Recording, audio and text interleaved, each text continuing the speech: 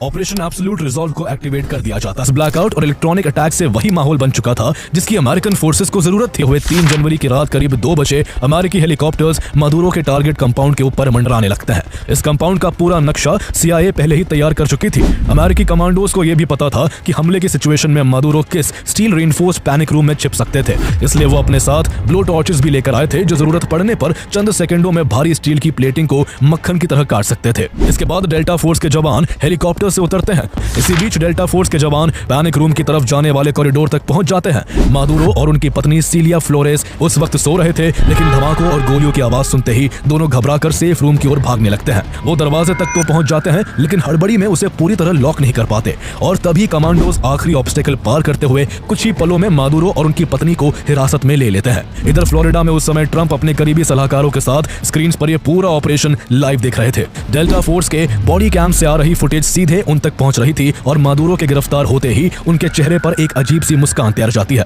Maduro और उनकी wife के हाथों में हैंडकफ्स डालकर उनकी आंखों पर ब्लैकआउट गॉगल्स लगाकर उन्हें तुरंत बाहर इंतजार कर रहे चिनूक हेलीकॉप्टर में बैठा दिया जाता है जो सीधा समंदर में तैनात USS आइवो जिमा पर उतरते हैं। इसके बाद उन्हें फाइनली न्यूयॉर्क के Stuart air national guard base लाया जाता है और अमेरिकी फेडरल ऑफिसर्स को सौंप दिया जाता है। इस पूरे ऑपरेशन में कुछ अमेरिकी जवान घायल तो हुए, लेकिन किसी भी अमेरिकी सैनिक की जान नहीं गई। वहीं दूसरी तरफ मादुरो के करीब 40 गार्ड्स इस दौरान मारे गए। हालांकि वेनेजुएला ने दावा किया कि इस पूरे ऑपरेशन में 100 से ज्यादा लोग मारे गए थे।